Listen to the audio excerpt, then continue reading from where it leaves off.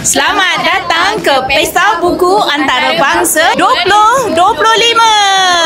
Naim berada di Pesta Buku Kuala Lumpur. Pesta buku terbesar di Malaysia dah kembali lagi. Berlangsung di WTC selama 10 hari daripada 23 Mei sampai 1 Jun. Dekat sini korang boleh dapatkan macam-macam jenis buku daripada novel cinta, komik, motivasi, seram, bahasa, syarikat penerbitan yang besar-besar macam Karang Craft pun ada juga tau. Dan yang bestnya dekat sini tulisan hot dan juga kaligrafi Cina pun ada juga tau. Nak orang lukis gambar korang pun boleh tau. Kalau korang datang, korang akan jumpa ramai selebriti dan juga penulis buku yang korang minat. Korang mesti kenal ni siapa kan? Tun Dr. Mahathir yang dah seabad pun datang tau korang. Penerbit novel terkenal daripada drama Pukul 7 Malam tu pun ada. Pameran-pameran pun ada dekat sini. Bukan setakat tu je. Dekat sini VR, game, macam-macam korang boleh buat. Kalau korang rajin, korang join je semua aktiviti yang ada. Korang boleh dapat banyak freebies. Dapat tangkap gambar percuma pula tu, siap edit lagi.